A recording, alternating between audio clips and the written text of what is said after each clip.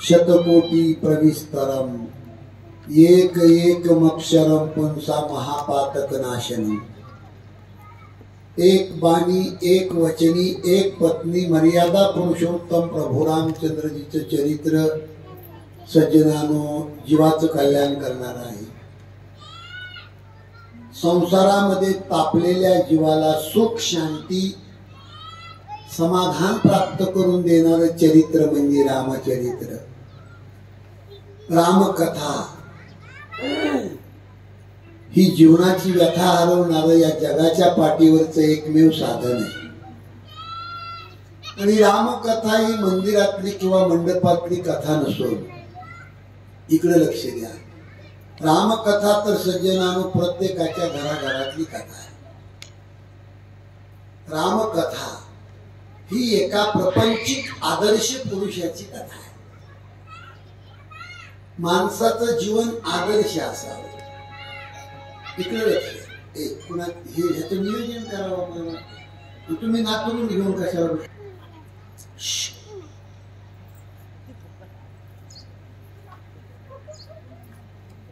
माणूस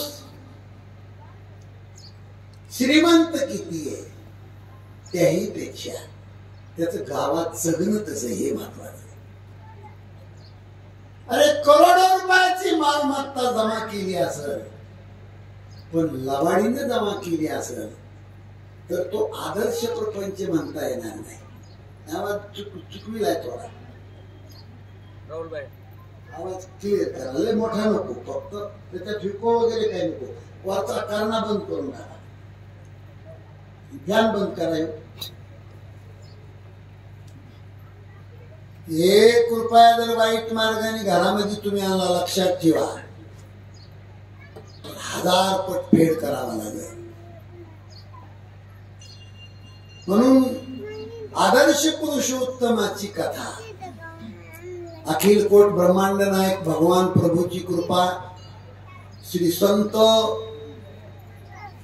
सद्गुरु बंकट स्वामी महाराजांची कृपा, संत वामन भाऊची कृपा, संत भगवान बाबांची कृपा, संत माऊली दादा एकनाथ बाबांची कृपा आणि सर्व शेतकरी मायबापांचं प्रेम, सर्वांच्या माध्यमातून अनेक संतांच्या पदस्पर्शाने पावन झालेल्या या पिंपळगाव नगरीमध्ये 50वा स्वर्ण महोत्सव साजरा होतोय। आणि या सप्ताहाचे गेल्या काळातले विशेष आशीर्वाद देणारे मार्गदर्शक वैकुंठवासी श्री संत रामकृष्ण महाराज ओरफ गावकर, एकनाथ बाबा पाल शिंगणकर, त्या लोकांनी हे रोप लावलं आणि त्याची जोपासना तुम्ही केली म्हणून तुमचे सुद्धा उपकार आहे। म्हणून त्या माध्यमातून सर्व गावकऱ्याच्या प्रेमातून या रामायणाचं निमंत्रण माझ्याकडे आलेलं आहे आणि ते निमंत्रण स्वीकारून या ठिकाणी येण्याचा योग म्हणून आज दुसऱ्याही दिवशी तुम्हा भाविकांचं मला दर्शन घडतंय हे माझं परम भाग्य। नीट बस रे। काल आपल्या रामायणामध्ये महादेव पार्वतीचं लग्न झालं आणि त्यांच्या लग्नामधून 2 मुलाचा जन्म झाला। महादेव पार्वतीच्या संसारामधून 2 मुलाचा जन्म झाला। एकाचं नाव कार्तिक स्वामी आणि दुसऱ्याचं नाव गणेश बाप्पा। कार्तिक स्वामीच्या हस्ते तारकासुराचा वध केला आणि 33 कोटी देव सुखी झाले। असे काही दिवस गेल्याच्या नंतर महादेवाचा प्रसन्न चेहरा पाहून माता पार्वतीने भगवान शंकराला एक प्रश्न विचारला। पण महादेवाचा प्रसन्न चेहरा पाहिल्याच्या नंतर बाईच्या जातीने आपल्या मालकाला काम कधी सांगावं त्याचंही उत्तर रामायणात आहे।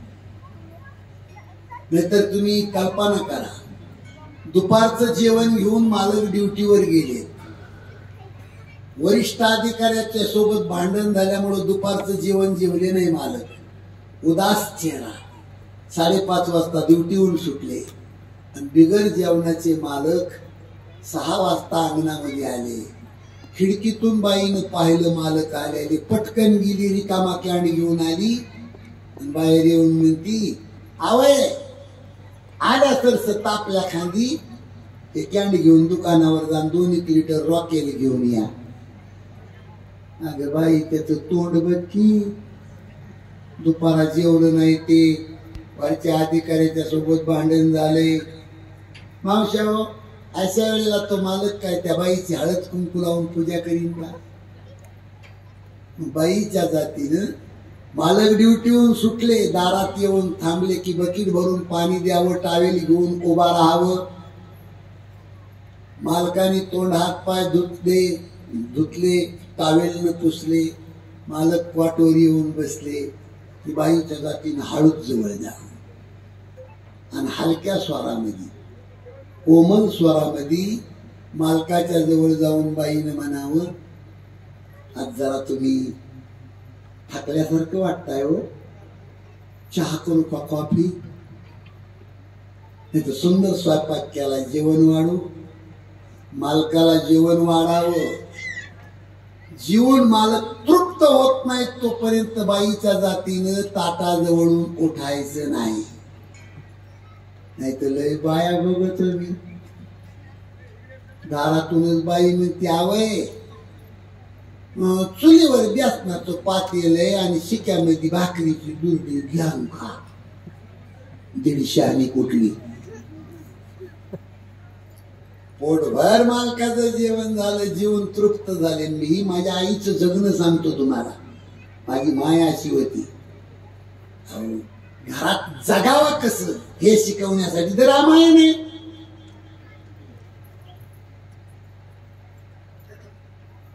सोमवार धरी ती इळानी माळ खडी साखर चगली ती. हो, महिना नवऱ्याचं बनेल दूध नाही सोमवारावाली. पिंपळगावात नाही सोमवारावाली तशी. आणि मग मालक जीवन तृप्त झाले, क्वाटवर जाऊन बसले. बाईच्या जातीनं हळूच स्वरामध्ये मालकाला म्हणावं, तुम्ही जर तुमच्या कामानिमित्त गावामध्ये गेला तर तुमच्या कामात माझं थोडं काम करा. येता येता 2 लिटर रॉकेल आणा. जीवन तृप्त झालेले मालक म्हणतील, अगं 2 लिटरसाठी कशाला हेलपाटी घालायला होती, आणि ते 15 लिटरचं कॅन तुला एकदाच भरून आणून देतो. घर चालवण्याची ही पद्धत आहे. हे कशामुळे सांगतो, भगवान शंकराचा प्रसन्न चेहरा, आनंदी चेहरा पाहिला आणि भवानी मातेनं जवळ जाऊन एक प्रश्न विचारला, पतिदेव जन्म गेला पण संशय गेला नाही. काशीमध्ये भगवान शंकर जे आमचं भजन करतात, अरे काही जमतच नाही. माय विक्षेप येतोय मला, जमतच नाही लेकराचा कीर्तन.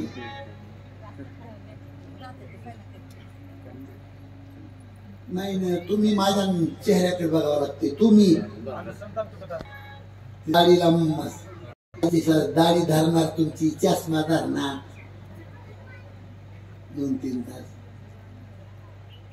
लाड लय नाही लेकराचा पाहिजे. इकडे लक्ष द्या. काय सांगत होतो? संशय. माता पार्वती भगवान शंकराला म्हणते, काशीमध्ये भगवान शंकर ज्या रामाचं भजन करतात तोच राम दशरथाचा पुत्र आहे का और दुसरा राम, हा संशय. आणि मग भगवान शंकरांनी तो संशय काढण्यासाठी रामायण सांगायला सुरुवात केली. आता महत्वाचा मुद्दा आहे आपल्यासमोर. पिंपळगावच्या मंडळींनी मला रामायण सांगण्यासाठी बोलवलंय, पण कालपासून मी तुम्हाला भगवान शंकराचं चरित्र सांगतोय. का हो महाराज, रामायण आणखीन सुरू नाही, भगवान शंकराचं चरित्र सांगता? सज्जनानो, तुलसी रामायणामध्ये पहिला 1.5 दिवस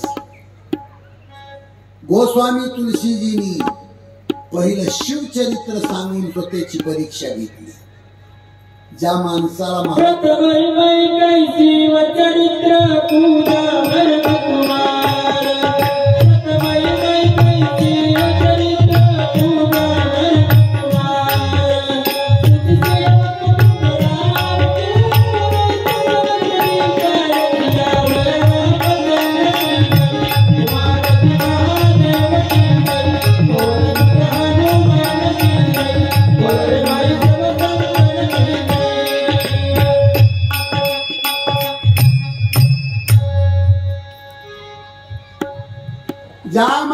महादेवाचं चरित्र आवडतं त्याला रामायण ऐकण्याचा अधिकार आहे.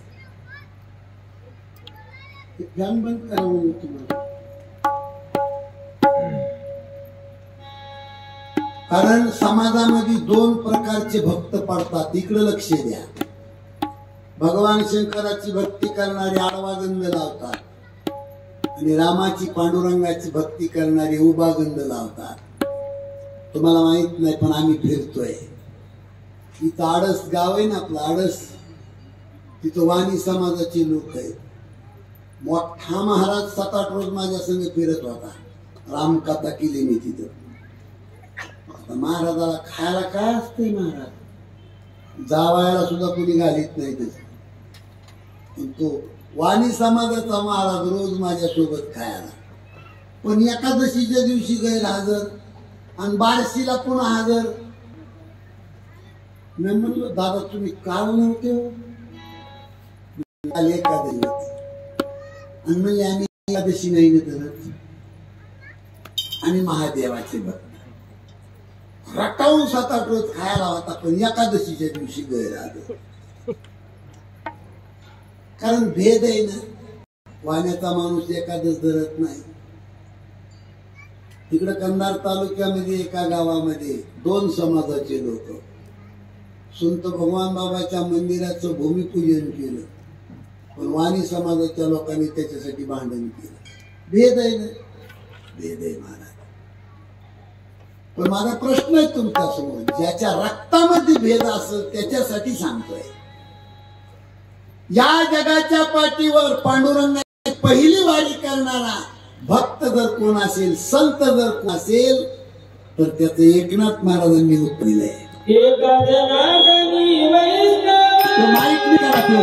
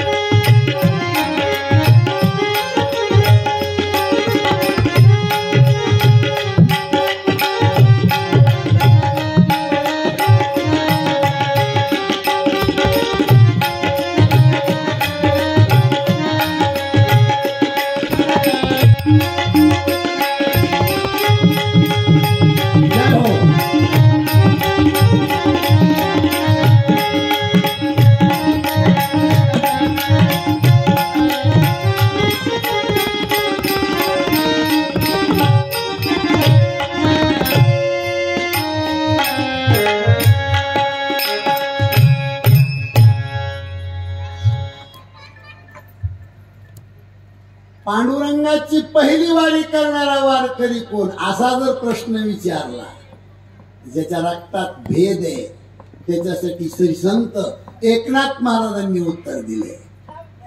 एका जनार्दनी वैष्णव शिरोमणी महादेव. आणि पंढरपूरच्या वारीला, आषाढी वारीला निघाले भगवान शंकर. हे भगवी पताक, गळ्यामध्ये टाळ तुटकी चप्पल, जशाला तसले वैष्णव बनले. आणि भगवान शंकर निघालेले पाहिले की पार्वती माताने हात मारली. ओ मालक कुठे निघालाय हो तुम्ही? पार्वती माझ्या पांडुरंगाची आषाढी वारी मी पंढरीला निघालो. माता पार्वती म्हणते बाई तुम्हाला वारी करा वाटते ना आम्ही काय पाप केले का मला बी यायचे. भगवान शंकर म्हणले पार्वती पंढरपूरची आषाढी वारी म्हणजे 25 लाख लोकांची गर्दी आणि त्या गर्दीमध्ये 80-80 वर्षाची म्हातारे टाळकरी 2-2 किलोचे टाळ गळ्यात घेऊन बेहोश होऊन नाचत असतात. धो पाऊस येत असतो, रस्त्यानं चिखल असतो, नको येऊ तिथं नको येऊ तू. अगं पंढरपूरची वारी आषाढी म्हणजे काय पुण्याच्या सारस भागातलं घुमणं नवं, नको येऊ. ती म्हणली येणार मी. भगवान शंकर म्हणले येतीस तर चल. महादेव पार्वती पंढरपूरला निघाले. हे गणपती बाप्पांनी पाहिलं आणि हाक मारली, ओ पप्पा मला बी यायचंय. भगवान शंकर म्हणले पार्वती किती प्रकरण बिघडलं गेले. एवढ्या मोठ्या पोटाचा बाबा आणि गर्दीत कसा गण्याचा. पार्वती माता म्हणल्या माय आपलं वाहन काढा की. आता वाहन का महादेवाकडे इंडिका होती का कमांडर होती का स्कॉर्पिओ होती. महादेवाचं वाहन म्हणजे नंदी बैल सजविला. त्याच्यावर 3 माय लेकरं बसले आणि पंढरपूरच्या वारीला निघाले. हे कुटवर्णन केलेले कुटवर्णन. दस चरण जयाला चौपदी चालत आहे. 11 नैन ज्याला पंचमुखास पाये. सचित चिनवल वाटे अष्टकर्ण जयाला. पशु जरी म्हणू त्या ते 2 पुच्छ तयाला. हे बैलावर बसून 3 माय लेकरं पंढरपूरला चालले त्यांचं वर्णन नाहीये. तुम्ही बेरीज लावा. पायाची बेरीज 10 सांगितली पण चालणारे 4. तोंडाची बेरीज 5 सांगितली, कानाची 8 सांगितली, डोळ्याची 11 सांगितली, शेपटाची 2 सांगितली. 10 पाय कोणते? 3 माय लेकराचे 6 बैलाचे 4 10. तोंड 5 कोणते? 3 माय लेकराचे 3 तोंड आणि बैलाचं 1 तोंड 4 झाले. 5वं तोंड महादेवाच्या गळ्यातल्या सापाचं 5वं तोंड. आणि कानाची बेरीज 8 सांगितली. कुणाला कान नाही? सापाला कान नाही. डोळ्याची बेरीज 11 सांगितली. 5 तोंडाला डोळे 10च पाहिजे. 11वा कुठून आला? महादेवाचा 3रा डोळा. शेपटाची बेरीज 2. सापाचं 1 शिपूट आणि बैलाचं 1 शिपूट. दस चरण जयाला चौपदी चालत आहे. 11 नैन ज्याला पंचमुखास पाहे. सचित चिनवल वाटे अष्टकर्ण जयाला. पशु जरी म्हणू त्या ते 2 पुच्छ तयाला. आणि ही दिंडी पंढरपूरला निघाली. मला वाटतं आपण सुद्धा या दिंडीमध्ये सामील व्हावा. सगळे वारकरी होऊन भगवान शंकराच्या सोबत चला पंढरपूरला. हे माझ्या माऊलीची माझ्या तुकोबाची पालखी आज निघाली. माझ्या माऊलीची माझ्या तुकोबाची पालखी आज निघाली.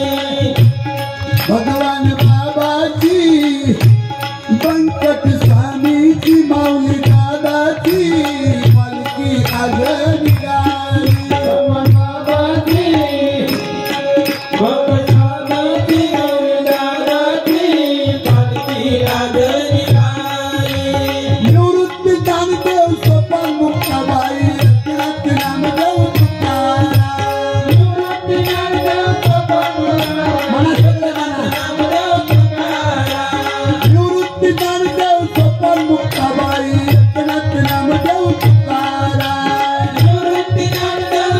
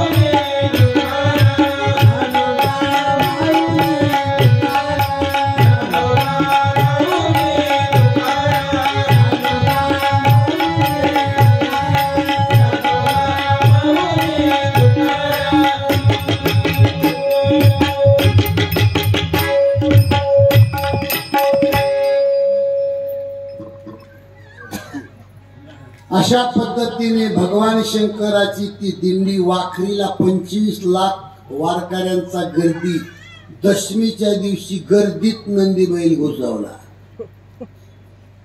80 वर्षाचे टाळकरी उडी मारून टाळ वाजवायची आणि चिखलात पाय घसारला की गडूळ पाण्याची पिचकारी डोक्यापर्यंत जायची.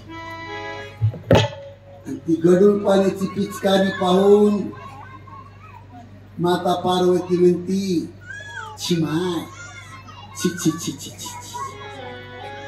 ए तुमचा पांडुरंग आणि तुमचं पंढरपूर, आपल्याला ही घाण आवडत नाही म्हणजे तिथंच उतरली पार्वती. आजही पंढरपूरला गेला तर रेल्वे पठाराच्या जवळ छोटस पार्वतीचं मंदिर आहे. आध्यात्मिक तत्व पुन्हा शिकवत आहे. भगवान शंकर संत आहे. संत ज्यावेळेला भगवंताकडे जातात त्यावेळेला त्यांच्या सोबत माया टिकत नाही, हे त्याचं उत्तर आहे. सरळ चंद्रभागेला गेले. गणपती बाप्पा, भगवान शंकर, चंद्रभागेचं स्नान, पुंडलिकाचं दर्शन आणि महाद्वारात नंदी बैल पुन्हा गर्दीत घुसवला. 2-4 वारकरी तुडवलेले वारकऱ्यांनी नंदी बैल पकडला. भगवान शंकराला धमकी दिली, ए जटावाल्या बाबा, अरे काही दया माया आहे का, उतरा खाली. भगवान शंकर वारकऱ्याला घाबरले, उतरले खाली. आणि तो नंदी बैल आजही पंढरपूरला गेला तुम्ही, त्या चौकाच्या समोर इकडं तोंड करून, दक्षिणेकडे तोंड करून जुनाट हनुमंतरायाचं मंदिर आहे, तिथं नंदी बैल बसवला. तेव्हापासून पद्धत आहे हनुमंतरायाच्या मंदिरात नंदी बैल बसवण्याची. सरळ मंदिरामध्ये डाव्या कोण्याड्यात गणपती ठेवला आणि भोलेनाथ पांडुरंगाच्या समोर गेले. इथून दिसल तुम्हाला जगाच्या मालकांनी विजेवरून उडी टाकली आणि साष्टांग दंडवत घेतला. भगवान शंकराला अलगद उचललं आणि स्वतःच्या मस्तकावर धारण केलं पांडुरंगाने. आजही पंढरपूरला गेलात तुम्ही तर पांडुरंगाच्या मस्तकावर महादेवाच्या लिंगाची स्थापना आहे. भेद कुठे उरला? भेद तुमच्या आमच्यात आहे, तिथं भेद नाही. श्रीराम जय राम जय जय राम, श्रीराम जय राम जय जय राम, भजन करी महादेव देव, राम मुनी सदाशिव,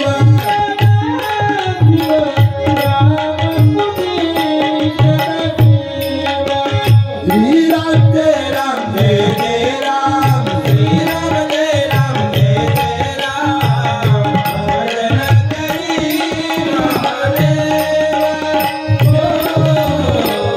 राम मुनी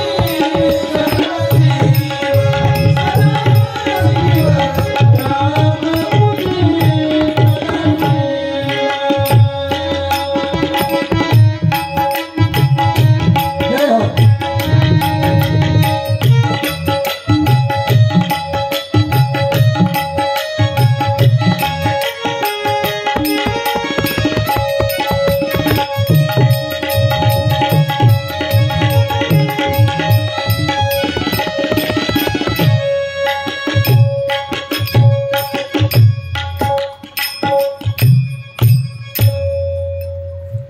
घडू नये पण एक प्रकरण घडलं.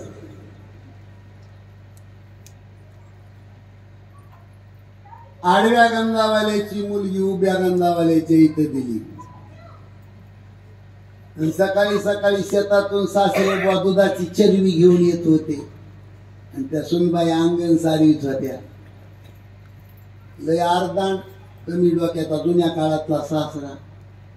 ए सुनबाई, हे आडवं भस्म लावल्यासारखं आमच्याकडे सारवणं चालत नाही. मला सासरा उभं सारव, आम्ही उभं गदवाला आहोत. काय करीन बिचारी सासरवासी, बसली उभं सारवी. पण बुद्धिमान सून होती ती. सासरा बाथरूम मध्ये गेला, हातावर मंजन घेतलं, दात घासायला सुरुवात केली. पटकन सुनबाईच्या लक्षात आलं, चटकन गेल्या मामाजीचा हात धरला. थांबा मामाजी. का हो सुनबाई?